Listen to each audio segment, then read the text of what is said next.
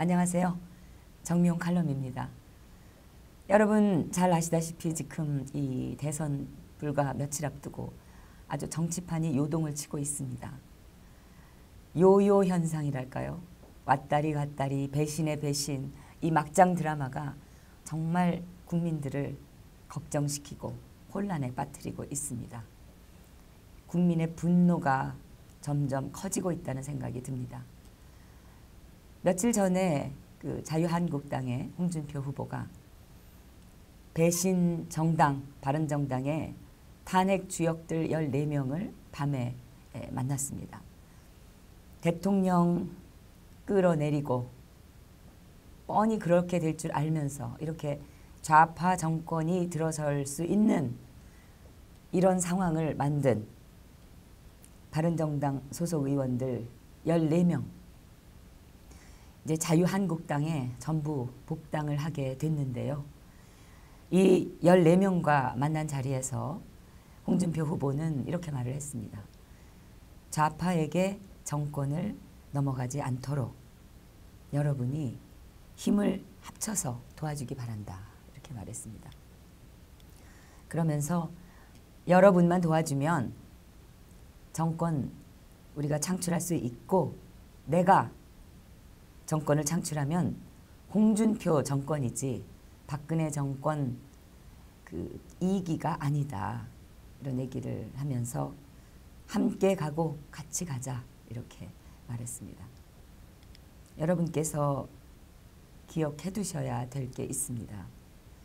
이날 회동에 참석한 바른정당 의원은 권성동, 김재경, 홍일표, 이상규, 홍문표, 그리고 김성태, 박성중, 이진복, 이군현, 그리고 박순자, 정운천, 김학용, 장재원, 황영철 이렇게 14명의 의원입니다. 그중에 여러분 그 권성동 의원은 대통령 탄핵소추위원장이었죠. 직접 칼을 들고 피를 묻힌 그런 사람이라고 할 수 있습니다. 헌법재판소 재판 중에 눈물까지 흘리면서 박근혜 대통령은 탄핵되어야 한다. 이렇게 말을 했던 사람입니다. 장재원 의원은 또 이 최서원 씨 그 청문회에서 좌파들보다도 더 악독하게 박근혜 정권을 물어뜯었던 그런 사람이었죠. 김성태 의원은 고영태라는 이 남창 이번 그 사건에 아주 대단한 그 거리를 제공했던 이 고영태를 감쌌던 사람입니다. 특히 김성태 의원은 더불어민주당의 안민석 의원에게 참 그 엄청난 말을 해서 많은 국민을 아주 경악하게 하고 이것이 아마 이 대통령 탄핵의 진실을 밝히는데 아마 또 중요한 그 단서가 되지 않을까 하는 생각이 듭니다. 김성태 의원은 대통령 탄핵이 안민석 의원이 3년 동안 철저하게 기획하고 준비를 했다고 하면서 탄핵 결실이라는 그런 표현을 했습니다. 그러면서 그 결실을 문재인 후보만 누린다. 이렇게 말을 하면서 불만을 터뜨렸던 그런 인물입니다. 그런 김성태가 자유한국당으로 복당을 하기 위한 이런 야밤 회동에서 홍준표 후보에게 감히 이렇게 말을 했습니다. 대선을 앞두고 이렇게 가면 좌파 패권 세력이 집권할 수밖에 없다. 절체절명의 위기다. 무너진 보수의 가치를 바로 세우고 위기의 대한민국을 살리는 길에 홍 후보의 보수 대통합 의지와 소신을 듣고 싶다. 이렇게 얘기를 했습니다. 좌파하고 손을 잡고 대통령을 끌어내린 세력. 아직도 대통령은 왜 끌어내려졌는지 그 증거나 이 죄명이 나오지 않고 있습니다. 그리고 안민석에게 대통령 탄핵의 결실을 나눠 먹어야 된다고 했던 그 김성태가 그 입에서 좌파 패권주의 세력이 집권할 수밖에 없는 위기다. 이것은 그야말로 국민을 개돼지로 보는 거 아니냐, 그런 생각까지 하게 됩니다. 이런 김성태가 홍준표 후보에게 보수의 가치를 바로 세우고 대한민국을 살리는 길에 대한 의지와 소신을 듣고 싶다, 이렇게 얘기하는 것은 정말 희대의 코미디다, 이렇게 봅니다. 그런데 홍준표 후보의 그 대답이 또 가관입니다. 보수 대혁신을 이루어야 된다. 한번 해보자. 좌파에게 정권을 넘겨줄 수는 없지 않느냐. 사실 이 말들은 말 그대로 놓고 보면 다 틀린 말은 아닙니다. 이것을 누가 이야기하고 있느냐, 이게 문제가 아니겠습니까? 이런 그 홍준표 후보 대통령 탄핵의 진실을 밝히겠다, 이렇게 말하는 거 그게 가능하겠습니까? 저는 불가능할 것이다 라고 봅니다. 아마 이 전후좌우를 들어보시고 알고 계시는 대부분의 국민들께서도 그렇게 생각하실 수밖에 없을 것이다 라고 생각합니다. 그런데 정말 한심한 것이요, 이런 사실을 비박계 의원들만 모르고 있는 것 같습니다. 이런 사람들이 지금 새누리당의 조원진 후보를 보수를 분열시킨다, 아주 엄청나게 비난을 쏟아붓고 있는 겁니다. 복당을 신청한 14명의 면면을 보면은 소위 김무성계로 분류되는 그런 인물들입니다. 유승민을 자기 당의 대선 후보로 추대했던 사람들이죠. 그런데 자기 당 대선 후보가 한창 다니면서 유세 중인 이 와중에 자유한국당에 복당을 신청했습니다. 물론 그 자유한국당하고의 연대는 어렵다, 이렇게 이미 선언을 했던 홍준표 후보가 야밤에 이들을 불러내서 밥까지 사주면서 이들의 복당을 유도한 그 사실도 우리는 기억을 해야 됩니다. 이거는 제가 지난번 칼럼에서 말씀드렸던 그대로 지금 이 진행이 되고 있는 것입니다, 여러분. 지난번에 바른정당 장제원 의원 입에서 일종의 자백이 나왔다, 이렇게 말씀드린 적이 있었는데요. 바른정당이 이 당초에 유승민 의원을 후보로 세울 때 국민의당과의 연대, 그러니까 이 안철수 후보의 국민의당과의 연대를 바탕에 깔고 유승민을 세웠다, 뭐 이런 취지의 말을 장제원이 했었었죠. 그래서 제가 그걸 여러분께 알려드렸었는데요. 그런데 생각보다 이 유승민 지지율이 전혀 오르지 않고 있고, 그런데다가 유승민 후보가 또 끝까지 완주하겠다, 이렇게 고집을 하고 있으니까 이제 유승민 끌어내리기에 돌입한 것이 아닌가, 그렇게 제가 그때 소개를 드렸었죠.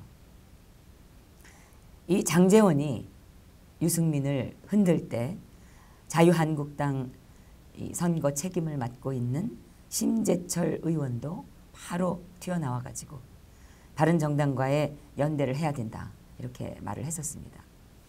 그러니까 바른정당과 자유한국당의 비박계는 처음부터 국민의당, 바른정당, 자유한국당 이 세 당의 연대를 기획을 하고 있었던 것입니다. 그러다가 이들 중 14명이 자유한국당으로 이제 복당을 하겠다고 나선 것인데요.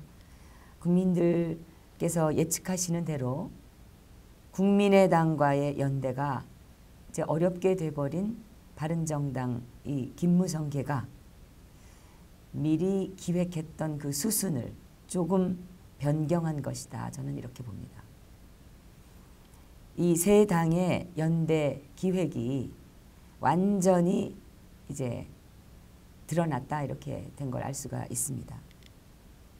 그런데 그 14명 중에 황영철 의원은 다시 바른정당에 남기로 했다 이렇게 발표를 했는데요. 이건 뭐 지금 장난을 하는 건지 도대체 뭘 하자는 건지 참 이해가 되지 않습니다. 탈당과 복당 그리고 재탈당 이걸 아주 밥 먹듯이 하고 있습니다. 정체성이나 또는 어떤 정치인으로서의 가치관, 윤리, 정확한 그 이념 이런 거는 아예 이분들의 사전에는 없는 것 같습니다. 이거는 정말 국민을 희롱하는 것이다. 이렇게 저는 생각합니다. 그렇게 하지 않고서야 정말 미치지 않고서야 어떻게 이런 일을 할 수 있겠습니까? 정치인으로서는 정신분열적 행동이 아닙니까 이게? 여러분께서 짐작하시겠지만 이 14명이 이제는 홍준표 후보를 대선에서 돕겠다는 건데 그러려면은 단 몇 퍼센트의 지지율이나마 차지하고 있는 유승민을 끌어내려야 이 앞뒤가 좀 맞는 게 아니겠습니까? 그래야 진정으로 홍준표 후보를 돕는 게 될 수 있을 텐데 유승민 후보는 그냥 놔두고 홍준표를 돕겠다고 하는 것은 이거는 또 이게 쇼 중에 쇼가 아닌가 이렇게도 볼 수 있습니다. 바른정당 세력의 지지율은 사실 아주 미미합니다. 아마 바른정당에서 그나마 그래도 인기가 좀 있고 지지를 받는다고 하면 바로 유승민 후보가 될 겁니다. 그런데 이걸 유승민 후보가 아니 저 홍준표 후보가 모르겠습니까? 직접 선거판에서 뛰고 있으니까 아마 일반 국민들보다 훨씬 더 잘 알고 있을 거라고 생각합니다. 홍준표 후보는 태극기를 들고 탄핵 반대를 그리고 법치 바로 세우기를 외쳤던 그 시민들이 바른정당의 배신 세력들을 증오하고 있다는 것을 모를까요? 그렇지는 않을 겁니다. 그 모든 걸 아주 잘 알고 있을 것입니다. 홍 후보가 이런 그 바른정당의 배신파들과 그야말로 희희낙낙하면서 도와달라고 한 것은 저는 그 홍 후보가 심정적으로는 박근혜 대통령 지지 세력에게 거부감을 갖고 있기 때문이 아닐까 이렇게 추측합니다. 태극기 시민들의 도움이 없이는 보수 후보라는 타이틀로 대선에서 승리하기가 정말 어렵다는 거 누구나 다 압니다. 그런데도 홍 후보가 태극기 시민들이 등을 돌릴 만한 발언과 지금 그 행동을 보이고 있습니다. 어제는 또 친박을 용서하고 비박계를 감싸 안아야 한다. 이런 그 말을 경상북도 지방의 그 유세를 다니면서 또 했다고 합니다. 그리고 이 자유한국당은 또 이 비상대책위원회를 열어서 즉각적인 이 14명의 배신 세력들을 복당시키기로 결정을 했다고 또 전해집니다. 불과 하루 만에 대선 이후에 뭐 당원 당규에 따라서 입당의 여부를 검토하겠다 이렇게 발표했던 것을 바로 하루 만에 뒤집어 버린 것입니다. 이렇게 말이 조석변이로 달라지니까 많은 보수 국민들이 말을 신뢰하지 못하고 있는 겁니다. 이것은 제가 보기에는 자기 스스로도 대선에서 승리 가능성이 희박하다고 판단을 했기 때문이 아닐까 이렇게 보는데요.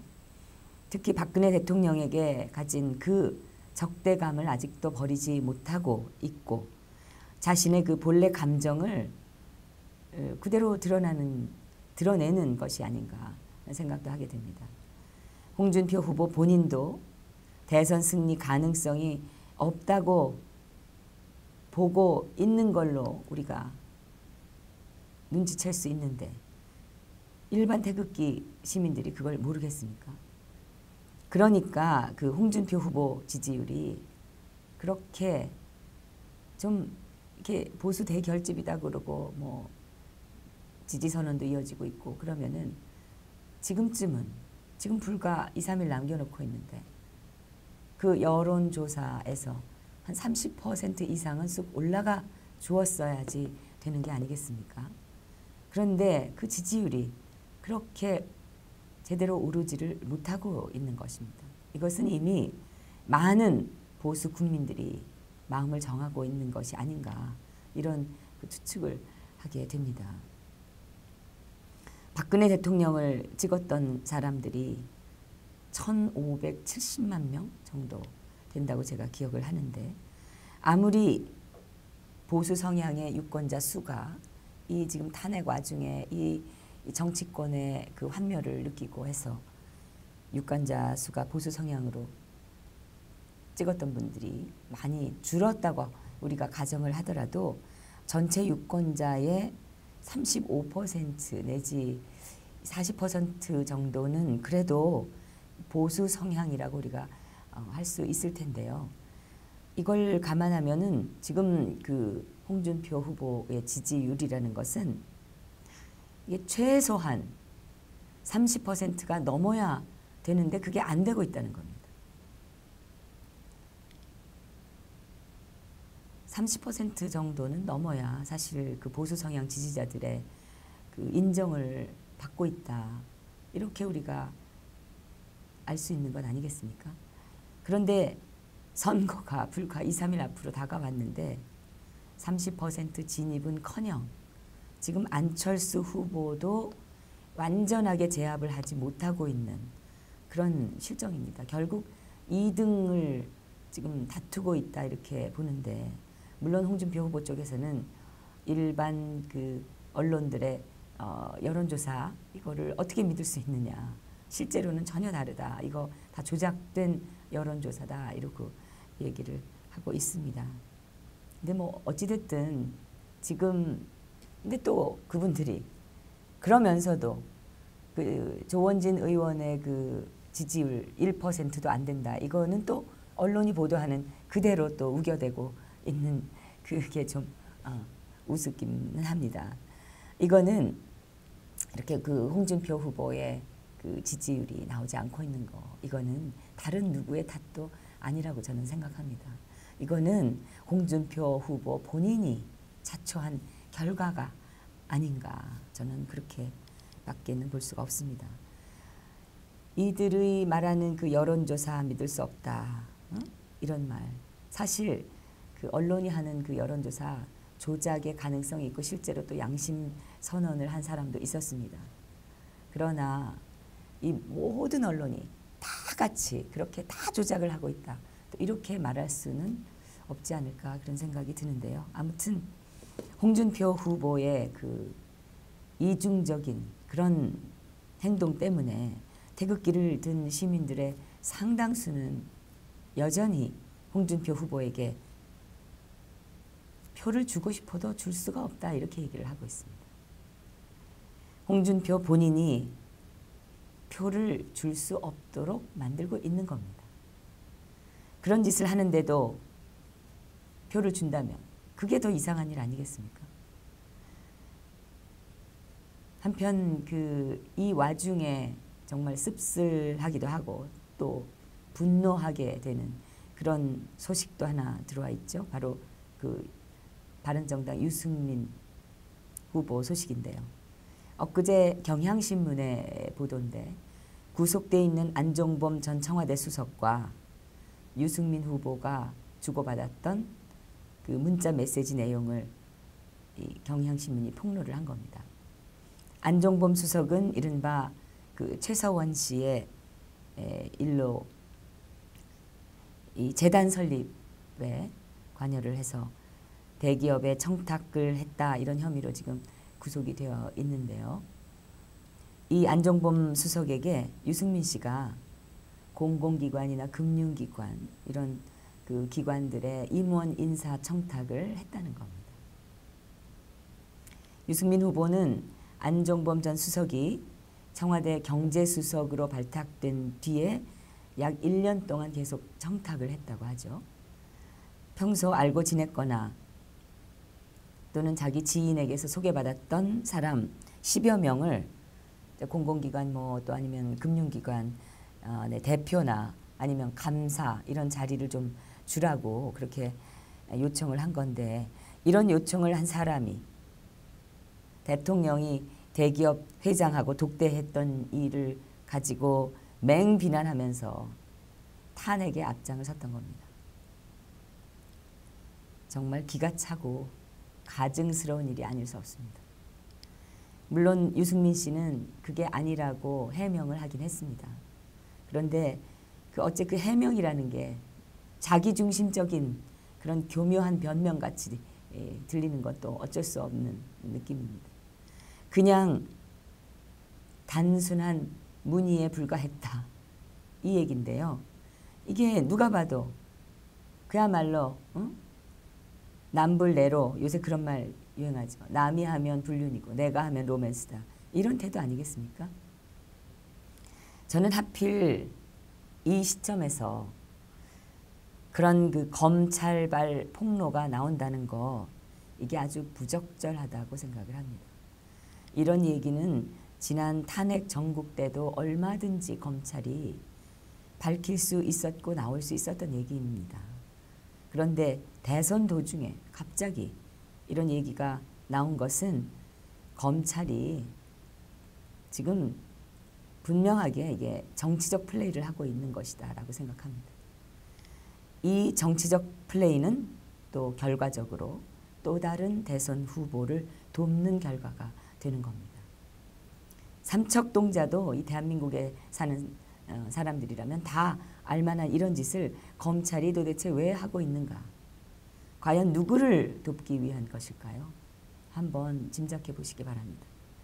사실 박근혜 대통령에 대한 구속영장 청구, 이거 역시도 누군가에게는 강력한 후보 지원 운동이 아니었습니까? 이게 이런 짓이 지금 검찰에 의해서 내놓고 어떤 후보를 돕는 이런 짓이 검찰에 의해서 반복되고 있습니다.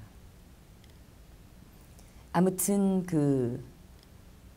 이번 보도 검찰 발표로 인해서 뭐 발표까지는 아니고 검찰에서 흘러나온 이 얘기가 유승민의 민낯을 드러나게 한 것 같습니다. 그런 유승민 후보가 누구보다도 청렴했던 박근혜 대통령을 맹비난했고, 그리고 그 유승민과 함께 탄핵하고 또 같이 탈당하고 또 유승민을 만장일치로 대선 후보로 세우고 그래 놓고서 또 이제는 그 유승민을 맹비난하면서 다시 자유한국당으로 복당을 합니다. 이것을 다 받아들이겠다 이렇게 하면서 그런 자들에게 도와달라고 손을 내밀고, 그러면서 태극기 국민들의 얘기는 들어보지도 않고 무조건 표만 내놓아라, 이렇게 지금 이 홍준표 후보가 하고 있는 겁니다. 이런 짓을 하는 자들을 밀어주자고 이렇게 설치면서 새누리당과 조원진 후보를 비판하고, 그러면서 또 보수의 가치를 세우자고 또 이렇게 얘기를 합니다.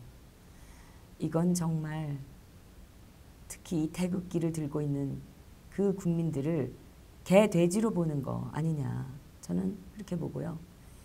정말 이완용이 울고 갈 일이 아니냐 이렇게 생각합니다. 대한민국 국민이라면 대한민국의 정치가 바로 서기를, 음모와 술수와 부패와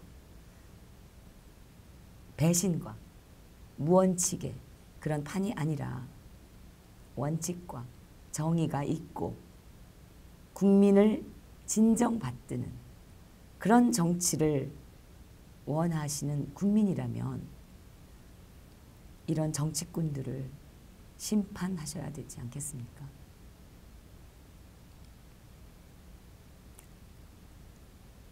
바로 이런 자들이 오늘날 이 보수 진영을 이 지경으로 망가뜨린 장 본인이 아니겠습니까? 그런 자들이 지금 보수 통합을 떠들고 분열돼선 안 된다.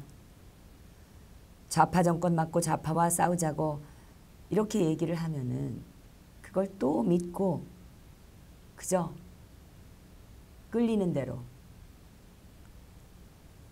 이끄는 대로 그들을 다시 밀어줄 수 있겠습니까?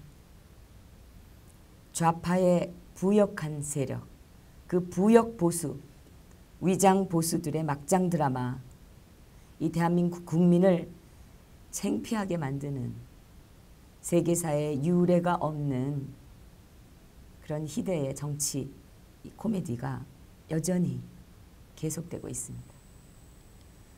지금 아무도 말하지 않고 있지만 또 그 중심에는 김무성이라는 그런 인물이 있다는 거 또한 잊지 말아야 된다고 생각합니다.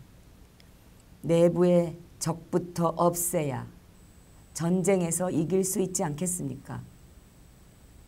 아무래도 이번 선거는 정말 현명한 국민들께서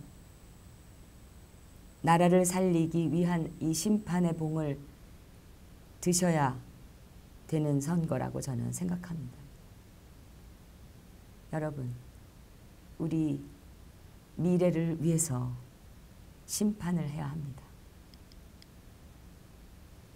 정미용 칼럼이었습니다.